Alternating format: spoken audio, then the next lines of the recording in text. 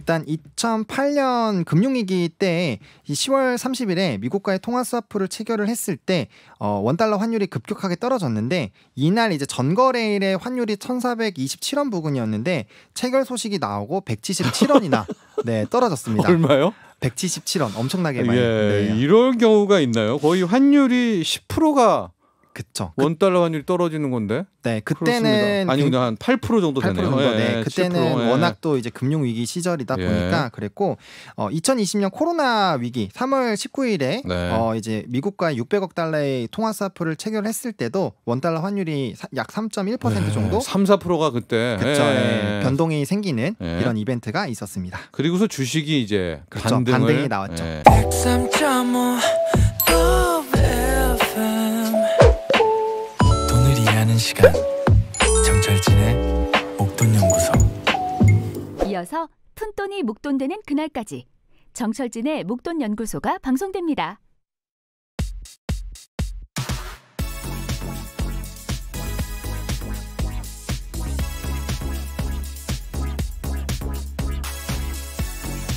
인상파 화가였던 폴 고갱을 모델로 한 고전 소설이죠.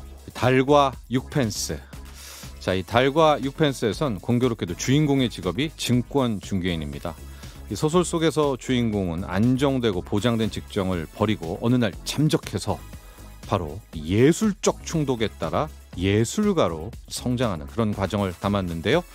이상적이고 예술적 세계인 달, 그리고 당시 영국에서 유통되던 가장 낮은 화폐 단위였던 6펜스. 그렇죠. 하고 싶은 이상과 그렇지 못한 현실. 바로 이 사이에서 고민하는 건 이 비단 소설 속 주인공만은 아닐 겁니다. 자, 여러분 이번 주말부터 본격적으로 휴가철에 접어들고 많은 분들이 휴가를 떠나실 텐데요. 자, 이런 꿈과 현실 사이, 달과 6펜스 사이에서 고민하는 모든 분들 이 고뇌를 휴가철만큼은 잠시 접어두시죠. 자, 7월 24일 토요일 목돈연구소 본격적으로 시작하겠습니다. 첫 곡은 이 노래입니다. 유엔의 파도. 네, 매일 오전 11시부터 12시까지 목돈연구소 함께하고 계시고요. 저는 소장 정철진입니다. 듣고 오신 첫 곡 유엔의 파도였습니다. 굉장히 신나죠. 앞서 달과 6펜스 이야기를 했었는데 저도 이제 꿈은 다른 거죠. 네. 꿈은 다른 거고 아마 여러분들도 그런 꿈, 진정 원했던 이상 이런 것들이 분명 있을 겁니다. 그러나 현실로 돌아오면은 또 답답하고 또 그런 사이에 갈등도 있고 늘 고민하게 되고 그런 것 같은데요. 이제 휴가 시즌입니다. 휴가 떠나실 때만큼은 훌쩍 좀 잠시 털어버리시죠. 그런 고민과 고뇌들. 저희 목돈연구소에서 그런 고민하는 모든 분들을 또 응원하고 있습니다. 휴가철에도 좀 쉬시다가 오전 11시가 되면은 저희 목돈연구소도 좀 틈틈이 찾아주십시오. 자, 여러분들 토요일입니다. 그래도 마음 편하시죠? 저희 목돈연구소와 1시간 계속 함께해 주시고요. 유튜브에서 목돈연구소 검색해서 오시면은 그동안에 저희 목돈연구소 모든 클립들 다 저희가 정리해서 자막과 함께 넣은 거 있거든요. 많이 봐주시고 또 구독, 좋아요도 많이 눌러주시기 바랍니다. 목돈연구소 인별그램도 있습니다. 골뱅이 SBS 빅머니니까 팔로우하셔서 함께해 주십시오. 문자 참여 샵 1035 단문 50원, 긴 문자는 100원, 고릴라는 무료입니다. 자, 잠시 후에 주식 기초부터 차근차근 배워보는 주식 입문 코너죠. 주식학개론 있습니다. 헤르메스탁 하창한 본부장과 함께합니다. 자, 그리고 시즌2로 이 코너가 다시 돌아왔습니다. 목돈 지킴 연구소 승재현 형사정책연구위원과 함께하도록 하겠습니다.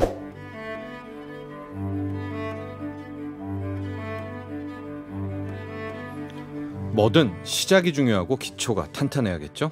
기초부터 단단하게 다져보는 주식 공부, 주식학 개론. 오늘도 강의를 진행해 주실 헤르메스탁 하창원 본부장에게 차근차근 배워봅니다. 네, 하창원 본부장 스튜디오에 나와 계십니다. 안녕하십니까? 네, 안녕하십니까? 지금 휴가 시즌입니다. 네. 2950번님이요. 하창원 본부장님께서는 휴가 때 주로 뭘 하며 보내시나요? 뭐 한 3가지를 하는 것 같습니다. 뭐 첫 번째는 좀 이제 해먹고 싶었던 요리를 좀 해먹거나. 좀 요리 실력이 되나요? 요리 그래도 나름 잘합니다. 그 주특기 뭐 나의 이 요리로는 진짜 닭갈비랑 닭도리탕. 닭볶음탕. 닭볶음탕. 네. 닭볶음탕. 네. 맵게?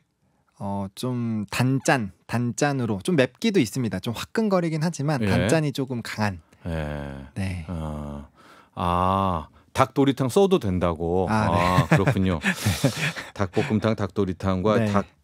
그거 하나입니까? 닭갈비까지. 네. 좀 비슷한 궤인데 네. 그래도 그쪽을 가장 잘하는 것 같습니다. 알겠습니다. 네. 좋아. 요리 그다음은요.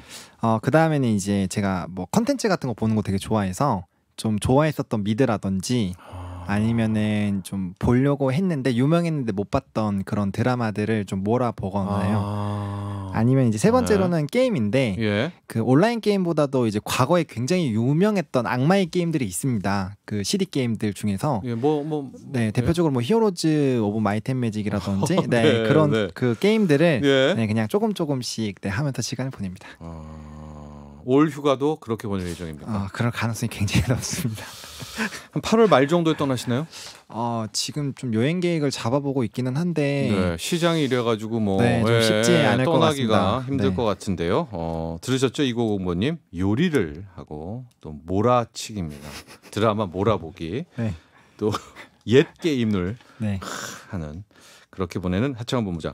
네. 오늘의 주제요. 주식과 결혼. 실은 달러입니다. 달러. 네. 여러분도 제가 여러 번 소개해드렸지만은 지금 이 달러 혼자 유화 독존. 그렇죠. 맞습니다. 독여청청하면서 모든 자산 가격들을 다 누르고 있죠. 네.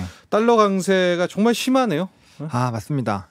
우리가 이제 이전에도 달러가 이제 1,300원이 넘지 않았을 때였거든요. 그때 한번 또 얘기를 했었는데 네. 그때 이제 제가 1,350까지도 상방을 일단 열어놔야 된다라고 말씀을 드렸는데 어느덧 1,320도 그냥 한번 훌쩍 또 넘어서는 움직임들이 좀 있었습니다. 네. 뭐 시장에서는 이렇게 가다가는 1,400원도 넘을 수 있다라는 얘기도 나오고 있기 때문에 사실 달러에 대해서 우리가 좀 집중해서 보실 필요가 있고 네. 우리가 또 달러를 집중해서 봐야 되는 이유가 결국에는 이제 수급에 굉장히 좀 큰 영향을 미치는 요인 중에 하나이기 때문에 환차손이 발생을 하죠. 그래서 그에 따른 부분에서 우리가 달러를 계속적으로 좀 지속적으로 체크를 해보실 필요가 있다라고 말씀을 드리도록 하겠습니다. 네. 최근에 왜 이렇게 달러 강세가 심한가? 네. 이유는 많습니다. 하나씩 좀 볼까요? 네, 일단은 뭐 첫 번째로는 긴축 행보죠. 결국에는 이제 강력한 이 금리 인상 기조가 나타나게 되면서 물가를 잡기 위한 이런 움직임이 네. 나타나게 되면서 아무래도 이제 경기 침체 우려가 좀 확대가 됐고요.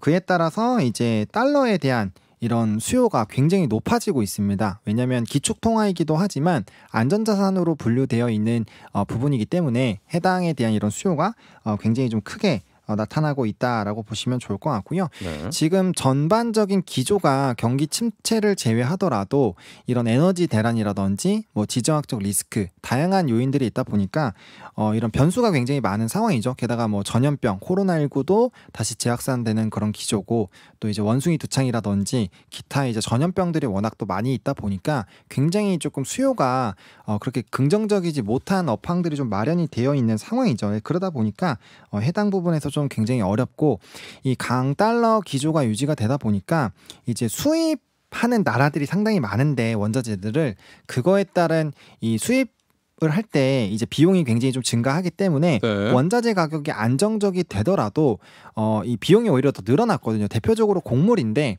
곡물 쪽이 가격이 많이 안정화가 됐음에도 불구하고 환율이 너무나도 올라가다 보니까 오히려 기존보다 더 많은 비용을 발생을 하게 되고 그렇기 때문에 이제 식음료 쪽이 조금 어렵다라는 얘기들이 나오기 시작을 하고 있습니다. 그런 것처럼 이제 달러에 대한 이런 영향들이 많이 큰데 그래서 이제 달러 둠 루프라는 용어가 또 나왔습니다. 이제 강달러 기조가 제조업을 중심으로 이제 경기 사이클을 굉장히 좀 악화를 시키게 되고 그렇기 때문에 전 세계적으로 이제 무역량이 감소를 하겠죠. 그렇게 되면서 경기가 둔화가 되고 달러에 결국엔 다시 수요가 오는 이런 악순환의 흐름이 나타난다는 용어인데요. 실질적으로도 이제 과거에 이런 흐름들이 나타나게 됐을 때 뭐 외환 위기라든지 이런 이벤트가 발생이 되면서 각국의 경제가 굉장히 좀 흔들렸고 특히나 이제 신흥국의 이런 영향이 좀 강력하게 발생이 되기 때문에 특히나 또 뭐 채무 디폴트가 발생을 될 수도 있고요. 그런 여러 가지 부분에서 상당 부분 불안감이 형성이 되고 있고 이는 결국 달러에 또 긍정적인 영향을 주고 있다라고 보시면 될 것 같습니다. 달러가 왜 강세냐? 달러의 수요가 많은 거 아닙니까? 그렇죠. 예, 네, 달러를 수요가 많은 찾는 거죠. 사람이 굉장히 많은 거죠. 네. 그럼 왜 달러를 찾느냐?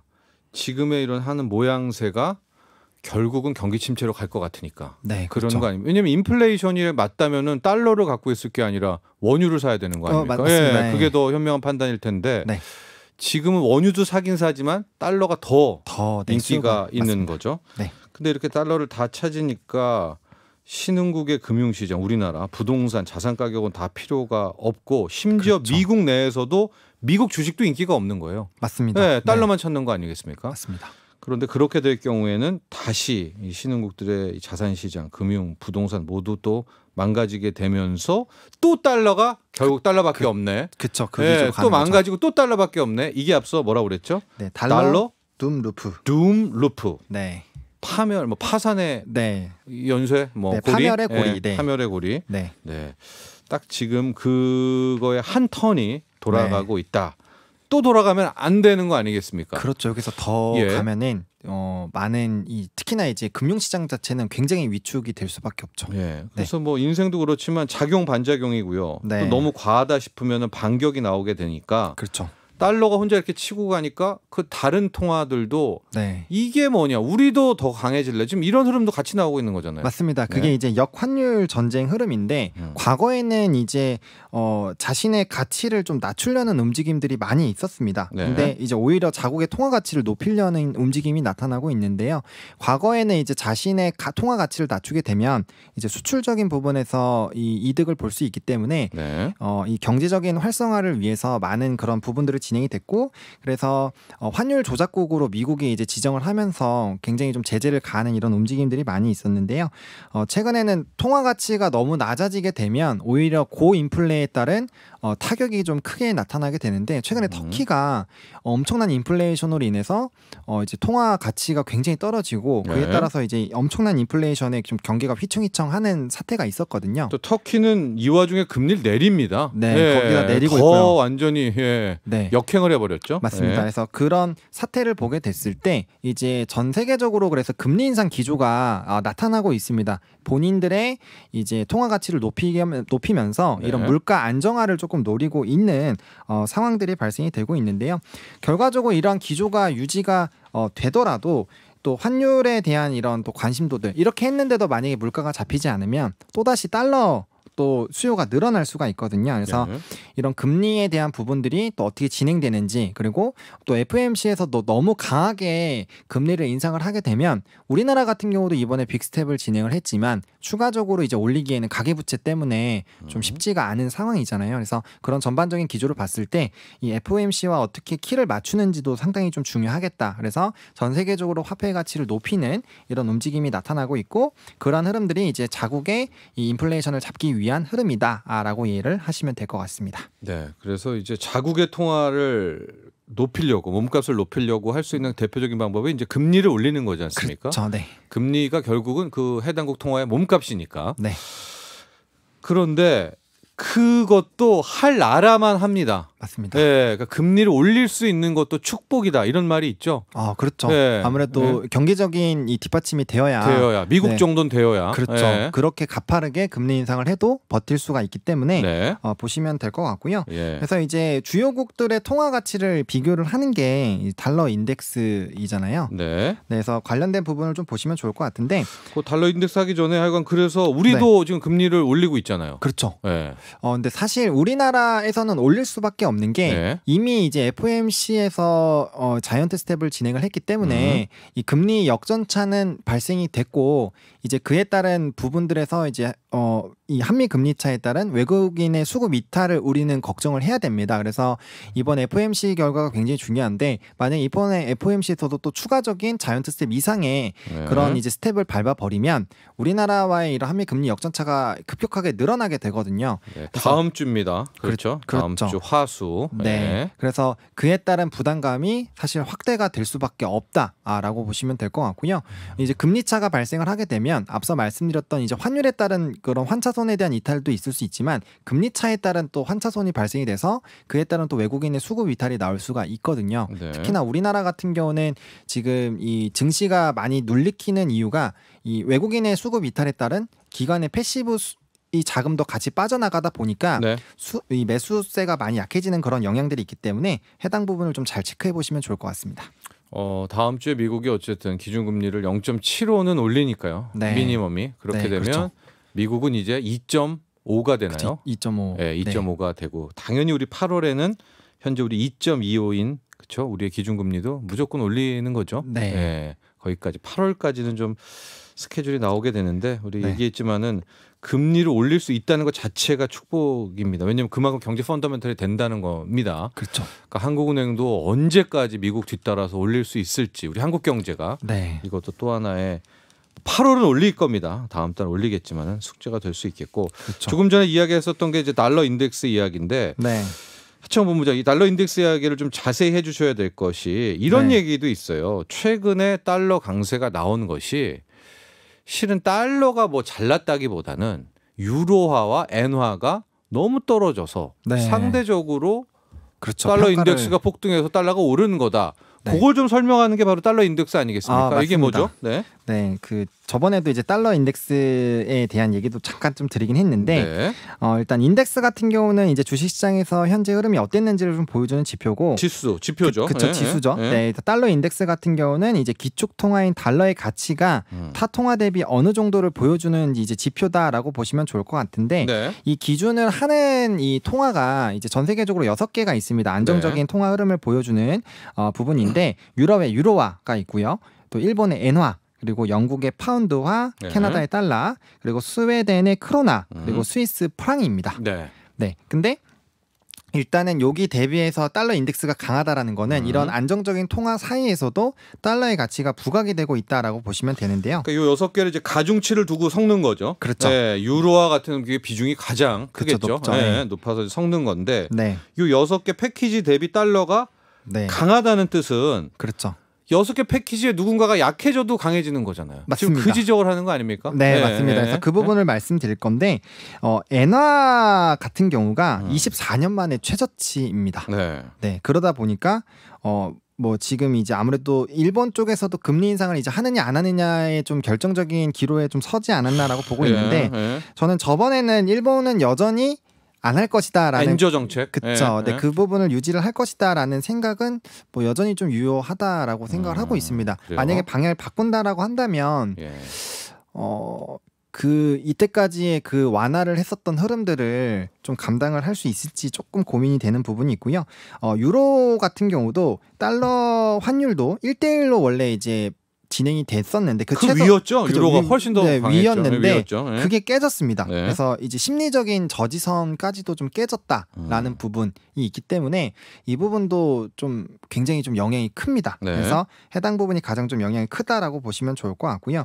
이런 인덱스 자체가 워낙 강한 모습을 보여주다 보니까 우리나라 같은 경우도 이제 13년 2개월 만에 장중 최고치를 또 찍었었던 이런 네. 흐름들이 나타났습니다. 그래서 이 전반적으로 이 주요 통화국 대비해서 달러가 강한 모습도 있고요. 그리고 나머지 중에서 달러 대비 좀 강한 흐름을 보여주는 나라는 사실 되게 소수인데 네. 뭐 이제 원자재들을 수출하는 나라들이죠. 뭐 네. 산유국 앙골라라든지 뭐 우루과이 식량을 수출하는 나라죠. 그리고 이제 브라질 뭐 에너지 농산물 이런 것들 수출하는 나라들 뭐 러시아 요런 정도를 제외하고는 사실 대부분이 달러 대비해서는 굉장히 통화의 약세 흐름들이 나타나고 있다. 그래서 달러 인덱스에서 주요 통화국의 좀 약세 흐름들이 달러 인덱스를 강하게 하는 것도 있지만 그 외에 다른 나라들을 좀 비교를 해봐도 달러가 강세 흐름을 보여주는 것은 맞다. 이게 전 세계적인 경기 침체에 대한 우려 그리고 안전자산에 대한 이런 네. 수요도 그리고 환율이 좀 올랐을 때 우리나라 같은 경우도 이 달러를 많이 풀었습니다. 이 가치를 떨어뜨리기 위해서. 네. 근데 이 보유 또 금액이 적어지다 보니까 이걸 다시 좀 회수해야 되는 움직임이 또 필요하거든요. 그래서 거기에 따른 또 추가적인 이 달러의 강세 흐름들이 나올 수도 있다라는 부분들도 좀 체크를 해보시면 좋을 것 같습니다. 그런데 이제 달러 인덱스를 보게 된다면 유로화나 엔화가 힘을 내면 네. 기술적으로는 달러 강세가 뭐 어쨌든 꺾일 수 있는 거 아니겠습니까? 네, 맞습니다. 달러 인덱스를 구성하고 있는 이제 이런 통화 가치가 올라가게 되면 자연스럽게 말씀하신 대로 이 반전이 나올 수 있습니다. 네. 그걸 좀 이제 기대를 좀 해보면서요. 네. 한미 통화 수합도 마지막으로 정리를 좀 해놔야 될 것 같아요. 통화 수합도 많이 나온 이야기이기도 하고 과거의 사례는 어땠는지. 네. 그 통화 스와프의 개념을 먼저 좀 설명을 드릴 텐데요. 통화 스와프란 협정을 국가 간에 맺은 이 현재 환율에 따라서 필요한 만큼 상대국과 돈을 교환을 하고 이제 일정 기간이 지난 다음에 이제 최초 계약 때 정한 환율로 네. 재교환하는 그 거래를 뜻하는데요. 네. 일단 어떻게 보면 쉽게 말하면 우리나라가 이제 달러를 사용할 수 있는 마이너스 통장이 생긴다라고 이해를 하시면 됩니다. 네. 그래서 이전에 통화 스와프 때의 흐름들을 좀 살펴보시면 이 어쨌든 간에 그 금액을 당겨올 수 있는 이런 네. 이벤트이기 때문에 이 원달러 환율이 빠르게 좀 안정화되는 흐름들이 나타나게 됩니다. 그래서 실제 안 끌어온다 하더라도 그렇죠. 끌어올 수 있다. 그렇죠. 네. 일단 긍정적인 이 방향성이 열려 있다 보니까 시장에서는 거기서 좀 긍정적인 평가를 좀 주는데요. 예. 일단 2008년 금융위기 때 이 10월 30일에 미국과의 통화 스와프를 체결을 했을 때 원달러 환율이 급격하게 떨어졌는데 이날 이제 전거래일의 환율이 1,427원 부근이었는데 체결 소식이 나오고 177원이나 네, 떨어졌습니다. 얼마요? 177원 엄청나게 많이. 예, 네. 이럴 경우가 있나요? 거의 환율이 10%가 그쵸. 원달러 환율이 떨어지는 건데. 네, 그때는 그렇습니다. 아니 근데 한 8% 정도 8% 되네요. 정도. 네, 예, 그때는 10%, 예. 워낙 또 이제 금융 위기 시절이다 예. 보니까 그랬고 2020년 코로나 위기 3월 19일에 네. 이제 미국과 600억 달러의 통화 스와프를 체결했을 때도 원달러 환율이 약 3.1% 정도 3, 4%가 그때 그쵸, 예. 변동이 생기는 예. 이런 이벤트가 있었습니다. 그리고서 주식이 이제 그렇죠. 반등을 반등이 나왔죠. 시작했던 이제 통화 수합에 대한 이야기까지도 정리를 해보고요. 네. 현재로서는 어쨌든 달러가 꺾여야 달러 네, 강세가 꺾여야 주식이 사는 거죠. 맞습니다. 이 수급적인 부분에서도 큰 영향을 줄 수가 있고 일단 투자 심리 자체에서도 굉장히 큰 영향을 주기 때문에 달러만 꺾인다면은 시장은 정말 빠르게 회복이 되지 않을까라고 생각을 해보고 있습니다. 꺾입니까? 꺾여야 된다고 생각합니다. 예? 네. 아니 뭐 얘기를 해주세요 전망을. 네. 예? 근데 일단 네. 뭐 FOMC 결과를 일단 봐야 되지 않을까 생각하고 있습니다. 그러니까 오히려 다음 주에 그렇죠. 그렇죠. 네. 그게 뭐 자이언트든 빅원이든 점보 스텝이든 그렇죠. 항상 그 불확실성이 끝난다는 측면도 있기 해소가 때문에 되면은 예. 네, 어느 정도의 이제 시장의 방향성을 좀 잡아볼 수 있지 않을까 생각합니다. 좋습니다. 다음 주 화요일, 수요일 우리나라 목요일 날 결과가 나옵니다. 미국의 이제 네. 7월 FOMC 회의가 또 네. 원달러 환율, 달러 인덱스에 어떤 영향을 주는지 지켜보도록 하죠. 네. 네, 여기까지 하겠습니다. 감사합니다. 네, 고맙습니다. 지금까지 헤르메스 하청환 본부장과 함께 했고요. 보내드리면서 트와이스의 Dance the Night Away를 들으면서 이 코너를 마치겠습니다. 요리 쪽으로 갔어야 되는데 춤은 안 추죠? 휴가 때? 네, 춤은 안 춥니다. 네. Dance the Night Away. 나도 부자 되고 싶어서 라디오를 켰어. 정확하고 철저한 정철진의 목돈 연구소.